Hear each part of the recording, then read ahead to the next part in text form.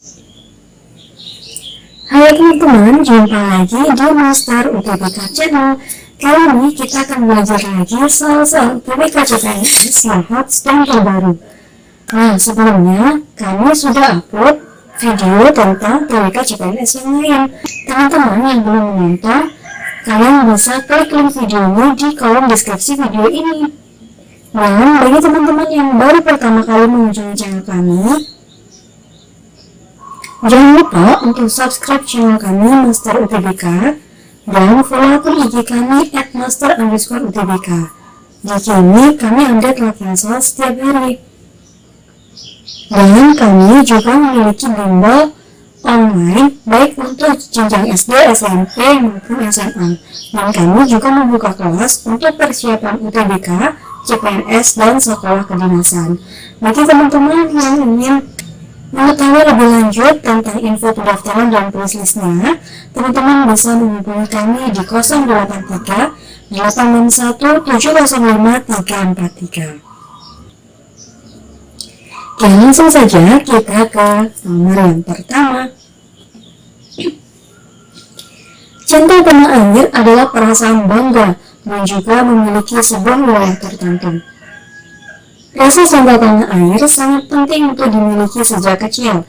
Oleh karena itu, banyak diadakan kegiatan dalam menunjang persatuan. Kegiatan yang dapat diselenggarakan untuk mempertemukan beberapa kebudayaan daerah yang ada di Indonesia melalui bentuk pentas budaya seni adalah dengan apakah yang A? Mengadakan konser musik secara rutin untuk dapat dinikmati oleh masyarakat. Yang B, pawai obor yang melibatkan siswa dan masyarakat umum secara menyeluruh. Yang C, mengadakan kegiatan festival kebudayaan yang melibatkan elemen masyarakat. Yang D, melakukan pameran fotografi dari berbagai daerah yang ada di Indonesia. Yang E, menggiatkan pameran edukasi di berbagai daerah untuk kemajuan daerah. Yang mana nih teman-teman? Yuk kita analisis ya. Untuk yang A, mengadakan konser musik. Ini yang diminta bentuk pentas budaya seni ya. Nanti kalau misalkan mengadakan konser musik, ini kurang masuk teman-teman. Kemudian yang kedua, pawai obor yang melibatkan siswa dan masyarakat umum secara menyeluruh. Pentas budaya seni itu lingkupnya lebih luas ya dari pawai obor, ini juga kurang tepat. Yang C, mengadakan kegiatan festival kebudayaan yang melibatkan elemen masyarakat. Nah ini bisa jadi nih teman-teman. Kemudian melakukan pameran fotografi dari berbagai daerah yang ada di Indonesia. Ini juga kurang tepat ya teman-teman. Menggiatkan pameran edukasi di berbagai daerah untuk kemajuan daerah. Ini juga kurang tepat untuk yang E karena di sini untuk mempertemukan beberapa kebudayaan daerah. So, jawaban yang paling tepat adalah yang C. Mengadakan kegiatan festival kebudayaan yang melibatkan elemen masyarakat. Lanjut lagi teman-teman. Menjaga perbedaan dengan mengedepankan kepentingan bersama, menghargai pluralisme dalam suku yang ada di Indonesia, menegakkan keadilan dalam perbedaan, lebih mengutamakan perbedaan daripada persamaan, dan turut serta mendamaikan konflik supaya tidak terjadi kerusuhan merupakan contoh-contoh pengamalan Pancasila. Berikut yang merupakan aktualisasi dari sila keempat Pancasila adalah sila keempat ya teman-teman yang ditanyakan di sini. Berarti nanti ada kaitannya dengan demokrasi. Oke, apakah yang A menghargai pluralisme dalam suku yang ada di Indonesia? Yang B, menjaga perbedaan dengan mengedepankan kepentingan bersama.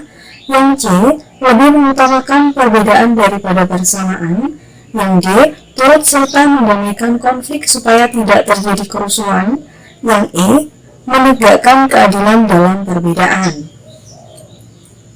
Yang mana teman-teman jawabannya? Untuk yang A, menghargai pluralisme dalam suku yang ada di Indonesia. Pluralisme ini keberagaman ya teman-teman. Ini masuknya ke sila yang ketiga. Kemudian yang kedua, menjaga perbedaan dengan mengedepankan kepentingan bersama. Ini juga sila ketiga teman-teman, tentang persatuan Indonesia. Kemudian lebih mengutamakan perbedaan daripada persamaan. Ini kurang tepat. Yang D, turut serta mendamaikan konflik supaya tidak terjadi kerusuhan. Oke, di sini ada kata mendamaikan konflik teman-teman. Kalau mendamaikan konflik, berarti kita ikut serta dalam perundingan atau musyawarah. Nah, musyawarah di sini itu mencerminkan sila keempat. Jadi jawabannya yang D. Kalau yang E, menegakkan keadilan, ini jelas untuk sila ke-5 ya teman-teman. So, jawabannya untuk soal yang ini adalah yang B. Jangan lupa dukung channel kami dengan like, komen, dan share sebanyak-banyaknya video ini agar bermanfaat bagi teman-teman yang lain. Dan bagi teman-teman yang belum subscribe, jangan lupa untuk subscribe channel kami ya. Yuk, kita lanjut lagi. Surati adalah seorang PNS di suatu instansi pemerintah daerah. Di instansi tersebut terdapat banyak latar belakang pegawai yang berbeda-beda, mulai dari berbeda suku, adat, agama, dan budaya. Namun, hal itu tidak menjadi permasalahan karena mereka selalu bersatu. Dalam setiap rapat, selalu diputuskan dengan kesepakatan bersama. Bahkan di jam istirahat pun, seluruh pegawai selalu memberi kesempatan bagi pegawai lain yang akan beribadah. Hubungan kerja yang harmonis dan saling tenggang rasa membuat kehidupan kantor sangat kondusif. Melihat peristiwa di atas, hal yang mencerminkan pengamalan Pancasila sila ketiga adalah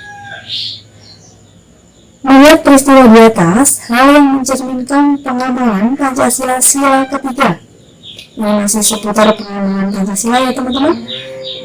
Ini yang dikatakan pengamalan Pancasila sila ketiga. Sila ketiga bunyinya persatuan Indonesia. Oke, kita tinjau dulu opsi jawabannya ya teman-teman. Yang A, dalam setiap rapat yang dilaksanakan selalu diputuskan dengan kesepakatan bersama. Yang B, bahkan di jam istirahat pun seluruh pegawai selalu memberi kesempatan bagi pegawai lain yang akan beribadah. Yang C, mulai dari berbeda suku, adat, agama, dan budaya, namun hal itu tidak menjadi permasalahan karena mereka selalu bersatu. Yang D, hubungan kerja yang harmonis dan saling tenggang rasa membuat kehidupan di kantor sangat kondusif. Yang E, Surati adalah seorang PNS di suatu instansi daerah. Yang mana nih teman-teman jawabannya? Yang merupakan pengamalan Pancasila sila ketiga. Untuk yang A, dalam setiap rapat yang dilaksanakan selalu diputuskan dengan kesepakatan bersama. Ini tentang demokrasi ya teman-teman. Kalau di sini tentang musyawarah. Jadi ini sila keempat untuk yang A. Yang B, bahkan di jam istirahat pun seluruh pegawai selalu memberi kesempatan bagi pegawai lain yang akan beribadah. Di sini sikap toleransi, namun toleransinya berkaitan dengan agama. Makanya masuknya ke sila yang pertama. Kemudian yang C, mulai dari berbeda suku, adat, agama, dan budaya, namun hal itu tidak menjadi permasalahan karena mereka selalu bersatu. Ini tentang persatuan ya teman-teman. Ini sila ketiga. Yang D, hubungan kerja yang harmonis dan saling tenggang rasa membuat kehidupan kantor sangat kondusif. Ini sikap saling tenggang rasa. Berarti toleransi ya teman-teman. Ini masuknya ke sila yang kedua tentang kemanusiaan. Lalu yang ini jelas salah karena di sini ada pernyataan bahwa Surati adalah seorang PNS. So jawabannya adalah yang C teman-teman. mulai dari berbeda suku, adat, agama, dan budaya. Namun, hal itu tidak menjadi permasalahan karena mereka selalu bersatu. Kita lanjut lagi ya, teman-teman. Negara menjamin kemerdekaan tiap-tiap penduduk untuk memeluk agamanya masing-masing dan untuk beribadat sesuai agamanya dan kepercayaannya itu.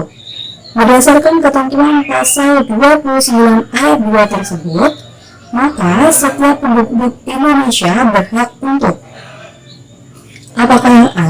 Mengajak orang lain memeluk salah satu agama sesuai keyakinan kita, yang B.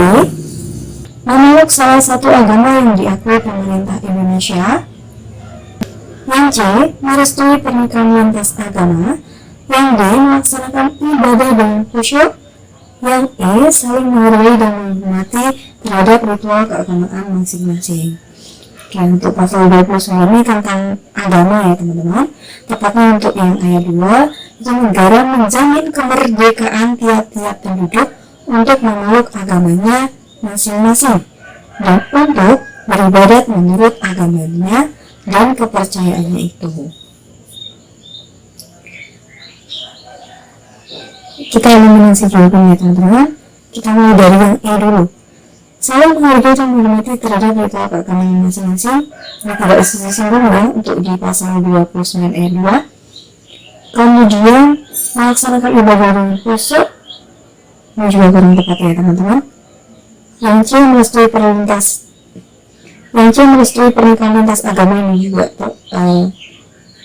yang C merestui pernikahan lintas agama, ini juga kurang tepat. Yang B memeluk salah satu agama yang diakui pemerintah Indonesia, ini bisa jadi kita lihat dulu opsi yang A. Yang A mengajak orang lain memeluk salah satu agama sesuai keyakinan kita, ini jelas salah ya teman-teman, karena kita memaksakan kehendak dari orang lain. So, jawabannya adalah yang B, memeluk salah satu agama yang diakui pemerintah Indonesia. Jadi setiap penduduk itu merdeka atau bebas untuk memeluk salah satu agama yang diakui di pemerintah Indonesia. Dimana agama yang sudah diakui di Indonesia itu ada agama Islam, Katolik, Hindu, Buddha, Kristen, dan Konghucu. Jangan lupa untuk like, komen, dan share sebanyak-banyaknya video ini agar bermanfaat bagi teman-teman yang lain. Dan tentunya untuk mendukung perkembangan channel kami teman-teman. Lanjut lagi, perkembangan sebuah bangsa sangat bergantung pada berkembangnya sektor pendidikan. Oleh karena itu, elemen pertama pada pendidikan yakni peserta didik yang merupakan generasi muda yang akan menjadi penggerak tumbuhnya sebuah bangsa di masa mendatang harus senantiasa dijaga dari segala bentuk tindakan yang dapat merusaknya. Salah satu perusak utama generasi muda adalah penyalahgunaan narkoba. Beberapa dekade terakhir telah marak penyelundupan dan penggunaan barang haram tersebut. Sebagai upaya pencegahan, maka negara membentuk sebuah lembaga yakni BNN yang bertugas memberantas produksi, distribusi, dan penyalahgunaan narkoba. Oleh sebab itu, dibutuhkan aparat BNN yang memiliki sikap integritas yang tinggi terhadap negara. Di bawah ini, hal yang menunjukkan sikap integritas dari BNN adalah integritas BNN ya teman-teman. Apakah yang A?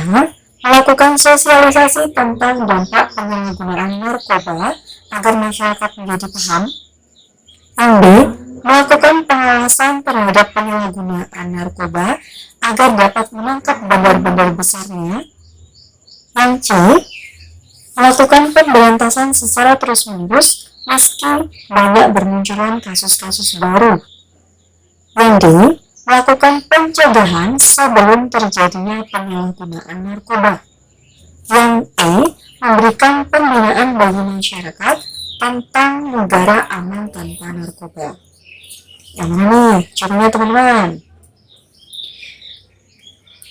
Di teks tadi dijelaskan bahwa Tugas BNN adalah memberantas produksi, distribusi, dan penyalahgunaan narkoba. Nah, yang paling tepat di sini, kalau kita lihat untuk melakukan sosialisasi ini tentang penyalahgunaan narkoba, ini tidak harus dari BNN ya. Biasanya kalau ke sekolah-sekolah itu justru dari kepolisian.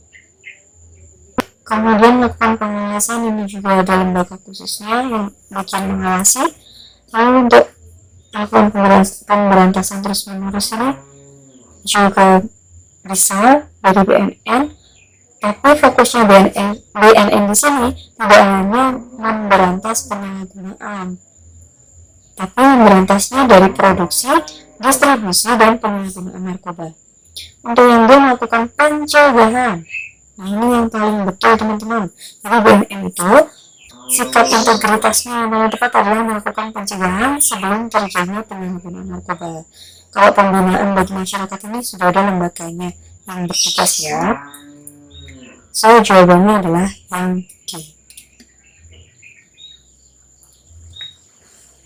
Oke teman-teman, untuk hari ini sekian dulu untuk soal yang kita bahas di video kali ini ya. Kita akan ketemu lagi di video selanjutnya untuk membahas soal PDK HOTS dan terbaru lagi. Ya teman-teman, untuk ujian SKD sudah semakin dekat ya. Mendoakan semoga ujiannya lancar dan dimudahkan, serta kalian semua bisa lolos tes CPNS tahun 2023 ini. Dan jangan lupa untuk follow IG kami @master_utbk, subscribe channel kami Master UTBK, dan follow akun TikTok kami Master_UTBK. Bagi teman-teman yang ingin bergabung di bimbel online kami, teman-teman bisa menghubungi di 083 861 705 343. Sampai jumpa di video selanjutnya. Bye bye.